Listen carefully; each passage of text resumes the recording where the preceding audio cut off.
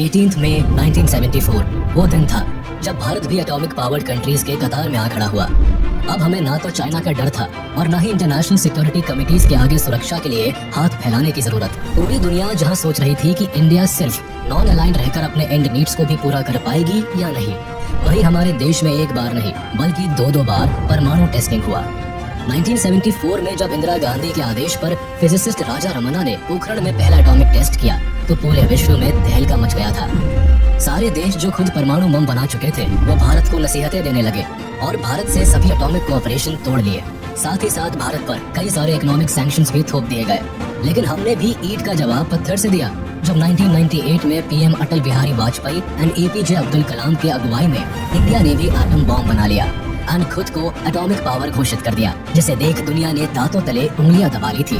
Today, at 15:45 hours, India conducted 2 underground nuclear tests in the Pokhran Lake. Just last week, India conducted a series of nuclear explosive tests. जब भारत परमाणु शक्ति संपन्न राष्ट्र बना, अटल बिहारी वाजपेयी का वो फैसला जिसने पूरी दुनिया को हैरत में डाल दिया था। Pakistan, China, the United States of America and several other countries sharply reacted to the Indian nuclear tests. A widespread atomic power industry in the world will necessitate an international society in which the major states have agreed to maintain peace.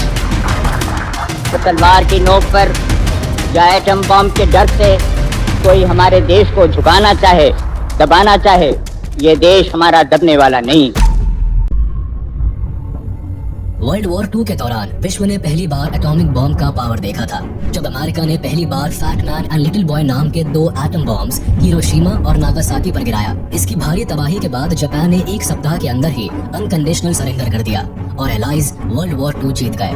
तभी दुनिया के बाकी देशों ने atom bomb की अहमियत समझ ली थी। उन्हीं दिनों हमारे देश के magnetic and legendary scientist doctor Homi Jahangir Bhabha भी न्यूक्लियर रिसर्च पर काम कर रहे थे और भारत को एटॉमिक पावर बनाने के काम में जुटे हुए थे। गवर्नमेंट ने कभी भी उन्हें न्यूक्लियर बॉम्ब बनाने की परमिशन नहीं दी, लेकिन उनकी इस बात को सरकार ने तब माना जब 1962 में चाइना भारत पर अचानक हमला कर देता है, जिससे भारत की हार हो जाती है और तभी चाइना ने 1964 में अपना न्यूक्लियर टेस्टिंग कर लेता है। अभी भारत इस हार से उबरा भी नहीं था कि तुरंत 1965 और 1971 में पाकिस्तान भारत पर हमला कर देता है।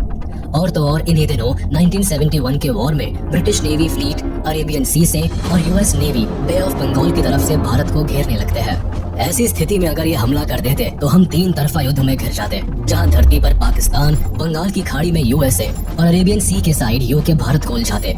ऐसी परिस्थिति में इंडिया ने यूएसएसआर को अर्जेंट मैसेज भेजकर हेल्प मांगी। तब तुरंत ही यूएसएसआर के नेवल शिप्स भारत की सिक्योरिटी में निकल पड़े। जैसे ही यूके को इस बात का पता चला, वो बिना देर किए मैडागास्कर की तरफ भाग निकला, क्योंकि ब्रिटिश नेवी को यह पता था कि यूएसए और यूएसएसआर के जंग में वो पिस जाएंगे।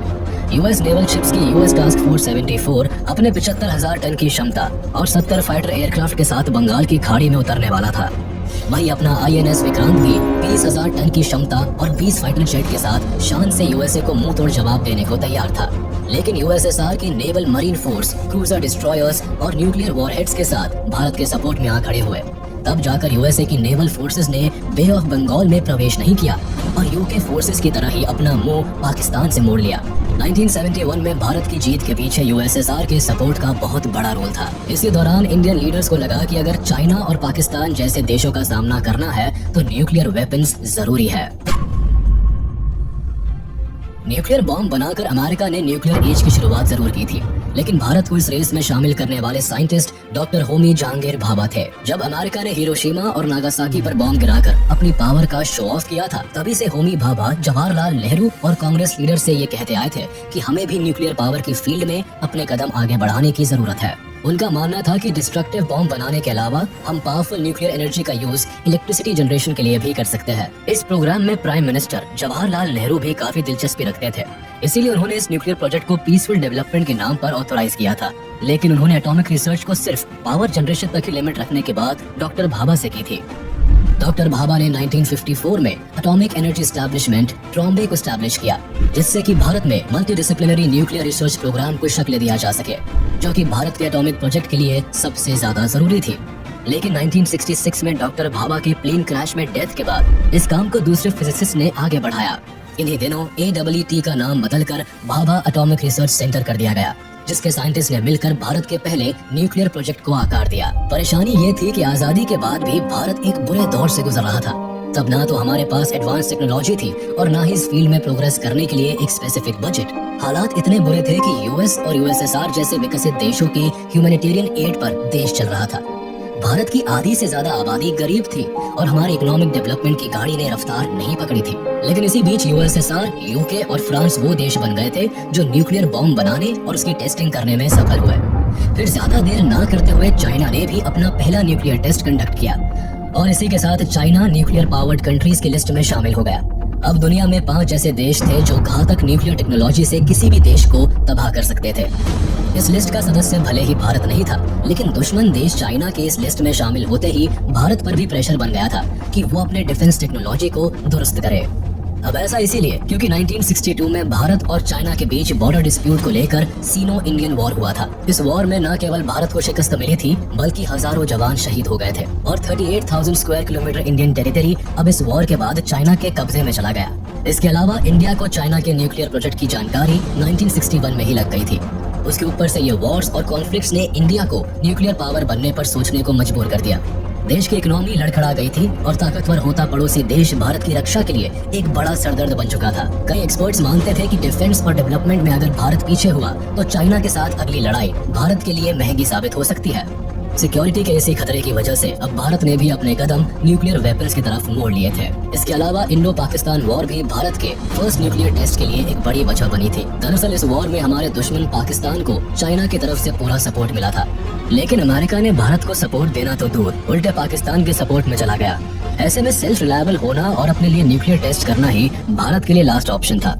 हालांकि अपने टाइम में जवाहरलाल नेहरू ने न्यूक्लियर प्रोग्राम के पीसफुल डेवलपमेंट को मंजूरी दी थी, लेकिन संसद में उन्होंने ये भी साफ किया था कि भारत कभी न्यूक्लियर वेपन नहीं बनाएगा।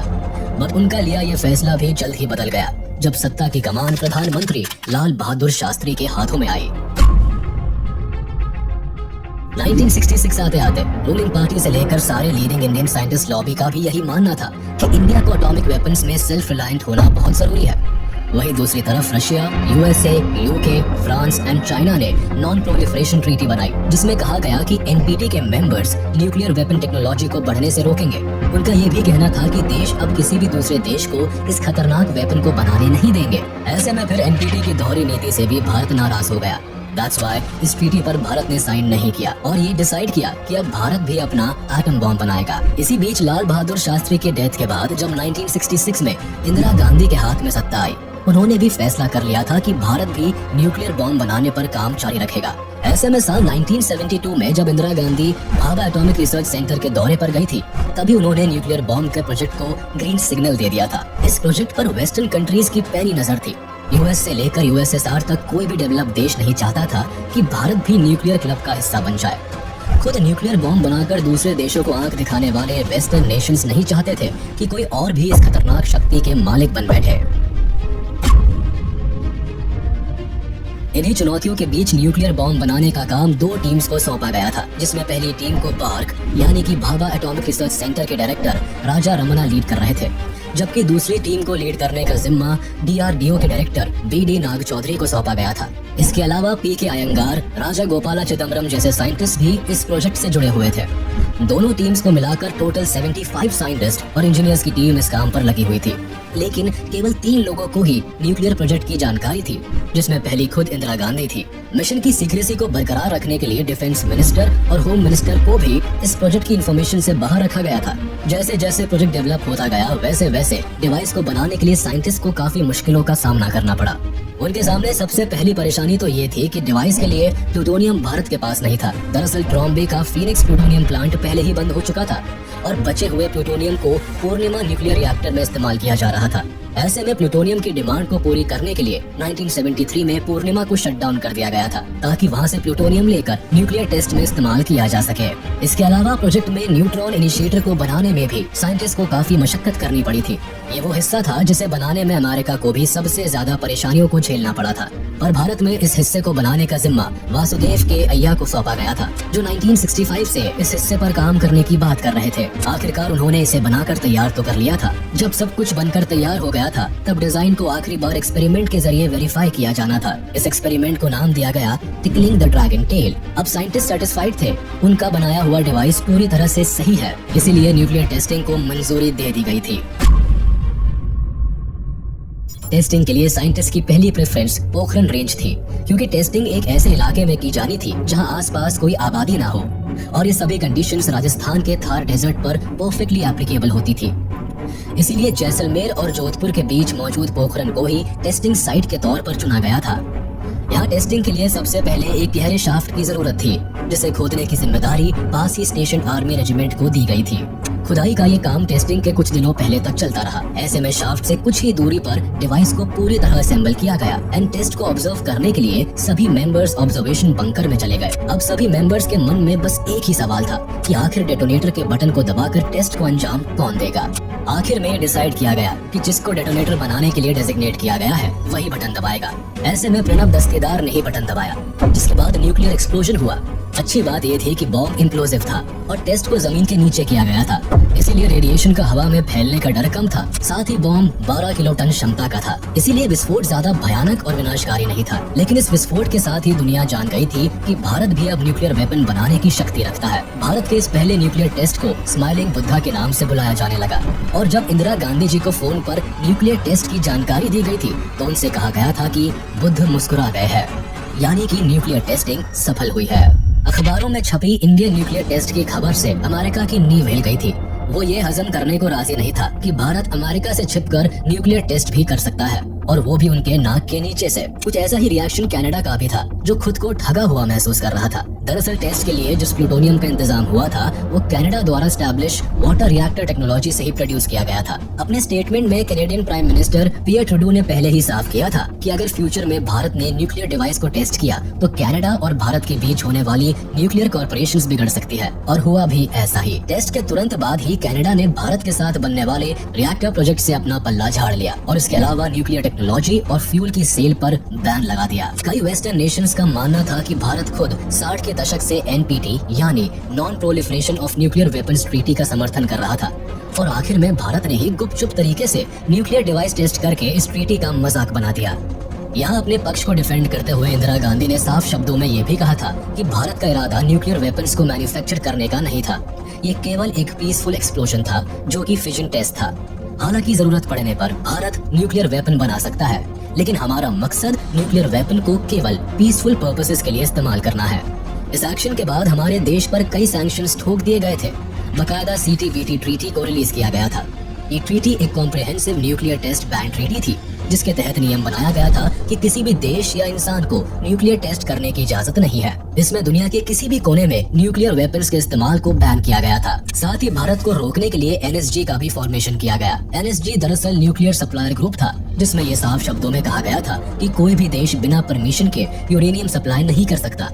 खास तौर पर भारत को न्यूक्लियर रिलेटेड रिसोर्सेज सप्लाई करने पर पूरी तरह बैन लगा दिया गया था। वेस्टर्न नेशंस ने भारत पर चारों ओर से प्रेशर बनाया कि वह सीटीबीटी ट्रीटी को साइन करके न्यूक्लियर पावर्ड कंट्री बनने का सपना छोड़ दे। इसके अलावा कनाडा ने भी भारत के सामने एक न्यू प्रोलिफरेशन पॉलिसी को परोस दिया था, जिसे भारत सरकार और प्रधानमंत्री इंदिरा गांधी से भारी विरोध झेलना पड़ा। जाहिर था कि अगर भारत किसी भी समझौते को एक्सेप्ट करता तो वह फिर कभी न्यूक्लियर टेस्ट को कंडक्ट नहीं कर पाता। इसीलिए हुआ ये कि खफा होकर कनाडा ने भारत से अपना समर्थन वापस खींच लिया। तब कनाडा के प्राइम मिनिस्टर पियर ट्रूडो ने कहा था कि इंडिया का एटॉमिक टेस्ट इंडियन सबकॉन्टिनेंट में न्यूक्लियर रेस को जन्म दे देगा और दूसरे देशों को भी एटम बॉम्ब बनाने में मदद करेगा। इसीलिए इंडिया कनाडा के बीच सारे एटम एड को बंद कर दिया गया। लेकिन इंडिया ने हिम्मत नहीं हारी और ना ही अपने देश के न्यूक्लियर वेपन्स प्रोजेक्ट को बंद किया। इतने में खबरें भी सामने आई कि पाकिस्तान भी सीक्रेटली न्यूक्लियर प्रोग्राम पर काम कर रहा है और जल्द ही पाकिस्तान भी अपना न्यूक्लियर टेस्ट कंडक्ट कर सकता है। अब तो ये बात साफ जाहिर हो चुकी थी कि भारत को जल्द ही न्यूक्लियर टेस्टिंग करनी होगी और इस बार खुलकर खुद को न्यूक्लियर पावर साबित करना होगा। हमारा पहला टेस्ट एक टेक्नोलॉजी डेमोन्स्ट्रेटर था, जिससे ये तो साफ था कि भारत भी न्यूक्लियर हथियार बना सकता है। लेकिन अभी तक हमने किसी न्यूक्लियर वेपन को तैयार नहीं किया था। पोखरन के पहले टेस्ट में हमने केवल एक डिवाइस को डेटोनेट किया था, लेकिन इस फिजन टेस्ट से बम बनाना अभी बाकी था। 1988 की इलेक्शंस जनता दल जीत जाती है, लेकिन सत्ता में आने वाले किसी भी प्रधानमंत्री ने वर्ल्ड क्रिटिसिज्म के डर से न्यूक्लियर प्रोजेक्ट को हरी झंडी नहीं दिखाई। फिर 1995 में प्राइम मिनिस्टर की कुर्सी की कमान पीवी नरसिम्हा राव के हाथ आई, जिन्होंने एक बार फिर जोरों शोरों से पोखरण में न्यूक्लियर टेस्ट की तैयारी करवाई। लेकिन उनसे गलती ये हो गई कि उन्होंने प्रोजेक्ट की सीक्रेसी पर ध्यान नहीं दिया और इसी के चलते अमेरिकन स्पाई सैटेलाइट्स को पोखरण में तैयार होने वाले दूसरे न्यूक्लियर टेस्ट का पता चल गया। यहाँ एक बार फिर अमेरिकन प्रेसिडेंट बिल क्लिंटन ने भारत पर जियोपॉलिटिकल प्रेशर बनाकर न्यूक्लियर टेस्ट को बंद करवा दिया। उन्होंने डायरेक्ट प्रधानमंत्री को फोन लगाकर साफ किया कि ये टेस्ट हुआ तो भारत को इसका अंजाम भुगतना पड़ सकता है, और अमेरिका ने ऐसा एक बार नहीं बल्कि 2 बार किया। लेकिन इतने बड़े बवाल के बाद भी भारत ने अपने गोल से नजर नहीं हटाई और इस प्रोजेक्ट में जल्द ही एपीजे अब्दुल कलाम को साथ मिला अटल बिहारी वाजपेयी का। सत्ता का खेल तो चलेगा, सरकारें आएंगी जाएंगी, पार्टियां बनेगी बिगड़ेंगी, मगर ये देश रहना चाहिए, इस देश का लोकतंत्र अमर रहना चाहिए। ऐसे में प्रधानमंत्री की कुर्सी पर काबिज होते ही उन्होंने डॉक्टर एपीजे अब्दुल कलाम और आर चिदम्बरम के साथ साथ भारत के टॉप लेवल साइंटिस्ट को न्यूक्लियर वेपन्स की टेस्टिंग का काम सौंप दिया। उन्होंने वैज्ञानिकों को खुली छूट दी कि वो जो चाहे करे, लेकिन इस टेस्ट को कम से कम समय में सक्सेसफुली कंडक्ट करे। मगर अफसोस ये था कि उनकी सरकार केवल 13 दिनों में ही गिर गई और ये प्रोजेक्ट फिर से टल गया। फिर 1998 में दोबारा पावर में आते ही अटल बिहारी वाजपेयी ने न्यूक्लियर टेस्ट को गो अहेड दिया। Lot of pressure, geopolitical pressure. But he took a decision. India will go ahead with the test. इस काम में सबसे बड़ा रोल डीआरडीओ के हेड एपीजे अब्दुल कलाम, बार्क के हेड अनिल काकोडकर और डिपार्टमेंट ऑफ एटॉमिक एनर्जी के हेड आर चिदम्बरम का रहा था। इस टेस्ट को करने में सबसे बड़ी चुनौती सीक्रेसी की थी। जाहिर है कि सीआईए की नाक के नीचे पोखरण में टेस्टिंग प्रिपरेशन करना आसान नहीं था। दरअसल पोखरण एक खुला रेगिस्तान था जहाँ छोटी से छोटी हलचल भी पकड़ी जाती थी। ऐसे में एक बड़े न्यूक्लियर टेस्ट को अंजाम देना एक बड़ा चैलेंज था। साथ ही भारत को ये टेस्ट केवल अमेरिका से ही नहीं बल्कि अपने पड़ोसी देश पाकिस्तान और बाकी नेशंस की निगरानी से भी बचकर करना था। ऐसे में इस काम के लिए इंडियन आर्मी की 58th इंजीनियर रेजिमेंट को चुना गया, जिनके कंधों पर न केवल टेस्ट साइट को प्रिपेयर करने की जिम्मेदारी सौंपी गई बल्कि इसके सीक्रेसी को मेंटेन करने की रिस्पॉन्सिबिलिटी भी दी गई। इंडियन आर्मी ने इस मिशन को बखूबी निभाया। सैटेलाइट्स और सीआईए की नजरों से टेस्ट को बचाने के लिए आर्मी ने सैंड ड्यून्स का सहारा लिया। साथ ही उन्होंने ऐसे पैतरे अपनाए कि टेस्ट की खबर सीनियर गवर्नमेंट ऑफिशियल्स के कानों तक भी नहीं पहुंच पाई। टेस्ट साइट पर जो भी साइंटिस्ट और इंजीनियर्स काम करते थे वो एक दूसरे से कोड वर्ड्स में बात करते थे। साथ ही असली नाम के बजाय वो कोड नेम का इस्तेमाल करते थे। जैसे कि डॉक्टर एपीजे अब्दुल कलाम को मेजर जनरल पृथ्वीराज के नाम से जाना जाता था, वहीं आर चिदम्बरम को मेजर जनरल नटराज कहकर बुलाया जाता था। सभी साइंटिस्ट के लिए इंस्ट्रक्शंस थे कि टेस्ट साइट पर वो आर्मी की यूनिफॉर्म में ही काम करे। इसके अलावा टेस्ट साइट पर ज्यादातर काम रात को किया जाता था, क्योंकि रात को अंधेरे की वजह से सैटेलाइट की विजन पावर पर इम्पैक्ट पड़ता था। ऐसे में मौके का फायदा उठाकर शाफ्ट डिगिंग और इक्विपमेंट्स के काम को रात में अंजाम दिया जाता था। साथ ही सैटेलाइट की पोखरण पर वापस फोकस करने से पहले ही सभी ऑब्जेक्ट्स और इंस्ट्रूमेंट को उनकी एग्जिस्टिंग पोजीशन पर प्लेस कर दिया जाता था। सीआईए को इस प्रोजेक्ट की भनक ना लगे, इसके लिए पोखरण साइट पर आर्टिफिशियल वेजिटेशन को उगाया गया था। सेंसर केबल्स को रेत से ढक दिया जाता था। साथ ही बॉम्ब शाफ्ट को कैमोफ्लेज नेटिंग से भी कवर कर दिया जाता था। अपनी स्ट्रेटेजी को 100% फुल प्रूफ रखने के लिए आर्मी ने एक और डायवर्जन भी क्रिएट किया था। उन्होंने पोखरण रेंज के पास ही क्रिकेट टूर्नामेंट को भी ऑर्गेनाइज कराया था। यहाँ दिन में कई सारे सैनिक क्रिकेट खेलते थे। इससे सीआईए को लगता था कि पोखरण में कोई क्रिकेट टूर्नामेंट चल रहा है और टेस्टिंग का काम फिलहाल बंद है। इसी डायवर्जन के बीच धीरे धीरे टेस्टिंग प्रोजेक्ट पर भी काम चलता रहता था। वैसे इस बात का खास ख्याल रखा जाता था कि टेस्टिंग साइट पर कभी भी ज्यादा वैज्ञानिक एक साथ मौजूद ना रहे। इसके अलावा दूसरे राज्यों से पोखरण आने वाले साइंटिस्ट भी कभी अपने नाम से फ्लाइट टिकट्स नहीं बुक कराते थे, ताकि कोई ना जान पाए कि आखिर इस प्रोजेक्ट पर कौन से साइंटिस्ट काम कर रहे थे। इंजीनियर, आर्मी और साइंटिस्ट की इस टीम ने शानदार कोऑर्डिनेशन और टीम वर्क था, तभी तो साइट को जल्द से जल्द टेस्ट के लिए तैयार कर लिया गया था। वही बार्क भी एक्चुअल बॉम्ब्स डेटोनेशन के लिए रेडी थे। ऐसे में इन्हें 1 मई 1998 को इंडियन एयरफोर्स के प्लेन के जरिए पहले जैसलमेर लाया गया, फिर वहां से बॉम्ब्स को 4 ट्रक के झुंड में लाद कर पोखरण तक लाया गया। इस दौरान बॉम्ब्स की सिक्योरिटी पर ज्यादा फोकस नहीं डाला गया, क्योंकि इससे न्यूक्लियर टेस्ट के पकड़े जाने का खतरा बढ़ जाता। साथ ही ट्रांसफर के वक्त बॉम्ब्स को व्हाइट हाउस नाम भी दिया गया, ताकि इनके पकड़े जाने के चांसेस 0% हो जाए। एक बार जब बॉम्ब साइट्स पर ट्रांसफर हो गए तो इन्हें शाफ्ट में प्लेस कर दिया गया। टेस्टिंग के दिन पोखरण में हवा वेस्ट की तरफ बह रही थी, जिससे पाकिस्तान के बॉर्डर इलाकों में रेडिएशन लीक होने का डर था। इसीलिए ना चाहते हुए भी साइंटिस्ट की टीम को वेट करना पड़ा। फिर 3:45 पर जब हवाएं रुक गई तो पोखरण में कुछ ऐसा धमाका हुआ, पूरी धरती कांप उठी। इस दिन भारत ने एक नहीं बल्कि 3 न्यूक्लियर डिवाइस को सक्सेसफुली डेटोनेट करके इतिहास रच डाला। P5 क्लब के अलावा भारत एक इकलौता ऐसा देश बना जिसने अपनी ही टेक्नोलॉजी के बलबूते पर न्यूक्लियर टेस्ट किया और अमेरिका के होश उड़ा दिए। 11 मई के बाद भारत ने 13 मई को भी 2 एक्सपेरिमेंटल डिवाइस डेटोनेट करके इंटरनेशनल लेवल पर अपना एक अलग नाम बना लिया था। अभिनंदन होना चाहिए वैज्ञानिकों का, उन इंजीनियरों का जिन्होंने पोखरण में जो कुछ हुआ उसे सफलतापूर्वक करके दिखाया। भारत की इस बड़ी अचीवमेंट को ऑपरेशन शक्ति का नाम दिया गया। देश में जहां उस न्यूक्लियर टेस्ट के चलते जश्न का माहौल था, वहीं सभी वेस्टर्न नेशंस में मातम पसरा हुआ था। इस टेस्ट से बौखलाने वाले देशों की लिस्ट में केवल अमेरिका, कनाडा, यूके और फ्रांस शामिल नहीं थे, बल्कि जापान ने भी भारत को इस टेस्ट के लिए क्रिटिसाइज किया था। अमेरिका के प्रेसिडेंट अपनी कॉन्फ्रेंस में भी भारत के टेस्ट को एशिया के लिए खतरा बताने से पीछे नहीं रहे थे। India's action threatens the stability of Asia and challenges the firm international consensus to stop all nuclear testing. So again, I ask India to halt its nuclear weapons program and join the 149 other nations that have already signed the Comprehensive Test Ban Treaty. United action by the Security Council means the international community finds India's actions unacceptable. लेकिन इन सभी बयानबाजियों के बीच अटल बिहारी वाजपेयी ने भारत के पक्ष को बड़ी सूझबूझ से डिफेंड किया था। उन्होंने भरी संसद में कहा था कि हम परमाणु हथियारों का प्रयोग करने में पहल नहीं करेंगे। एटमी हथियार रक्षा के लिए भी हो सकते। खुद एपीजे अब्दुल कलाम भी प्रेस कॉन्फ्रेंस में ये बयान देते नजर आए थे कि भारत ने ये वेपन अपने देश की सुरक्षा के लिए बनाया है। इतिहास उठाकर देख ले तो आज तक भारत ने कभी किसी देश को इन्वेड करने की कोशिश नहीं की है, बल्कि इसके विपरीत दूसरे देशों ने भारत पर आक्रमण किया है। ऐसे में हमारा ये हथियार भारत की सिक्योरिटी को ध्यान में रखकर बनाया गया है।